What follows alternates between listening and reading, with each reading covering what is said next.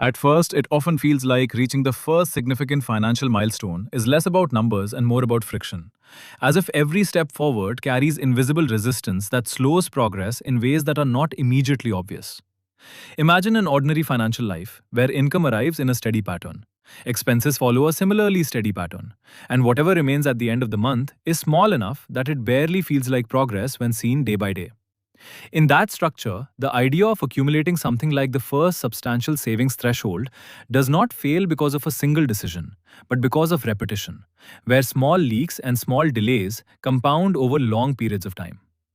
In the early phase of accumulation, the system behaves almost linearly on the surface, but non-linearly underneath. For example, if someone saves $200 a month, it mathematically appears simple. After 12 months, that is $2,400, and after 5 years, it becomes $12,000, ignoring variation. But real financial life introduces noise into that structure. Unexpected expenses, lifestyle adjustments, and income instability reduce the effective savings rate. So the actual accumulation curve becomes flatter than expected, especially in the beginning when financial buffers are not yet strong enough to absorb disruptions without affecting savings. What makes the first large milestone feel particularly distant is not only arithmetic, but perception. When the total balance is small, every withdrawal feels significant in proportion to what remains. A $300 expense feels large when the account holds $1,000 because it represents nearly a third of the total. This creates a psychological feedback loop where spending decisions feel heavier and saving decisions feel slower, even if the underlying income has not changed. The system is not just mathematical, it is relational, meaning the same number behaves differently depending on context. To understand this more clearly, it helps to think in terms of accumulation velocity.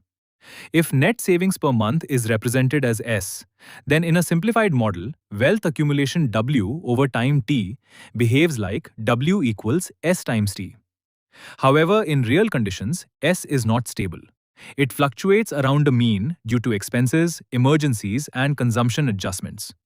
If the fluctuation is large relative to S itself, then the effective long-term slope of W becomes shallow.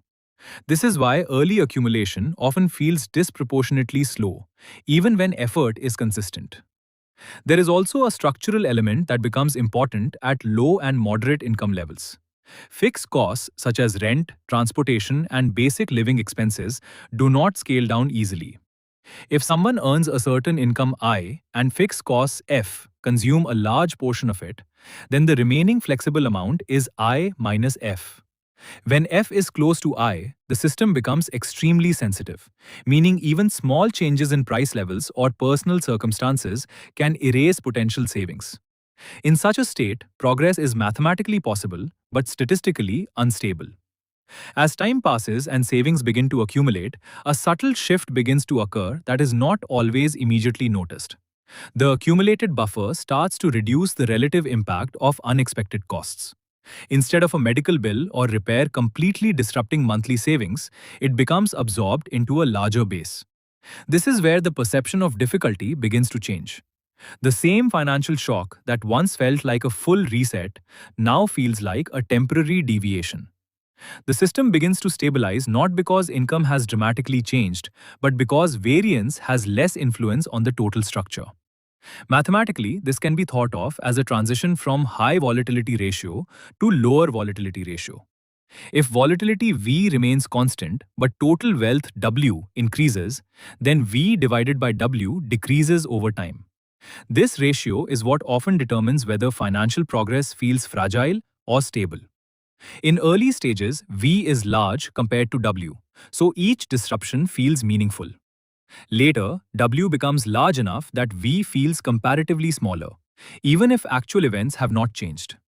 This transition is also where behavior begins to shift. When individuals no longer feel that every expense threatens progress, decision-making becomes less reactive. Instead of optimizing around fear of setback, choices begin to focus on longer time horizons. This is not a sudden psychological transformation, but a gradual adjustment caused by structural buffering. The system itself changes how decisions are experienced. The first significant savings milestone, often described in abstract terms, is less about the exact number and more about crossing this stability threshold.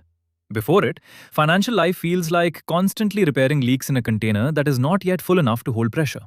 After it, the same container begins to retain shape more consistently, even when external forces apply pressure. The difference is not that challenges disappear, but that their proportional impact becomes smaller relative to the system as a whole. In this way, early accumulation is not simply about building wealth, but about changing the internal mathematics of financial life. It is a shift from a fragile system dominated by variability to a more stable system where averages begin to matter more than individual events. The feeling of impossibility at the beginning is therefore not a contradiction in logic, but a reflection of how strongly small numbers react to disturbance. Over time, as those numbers grow, the same structure begins to behave differently, not because reality has changed, but because scale has.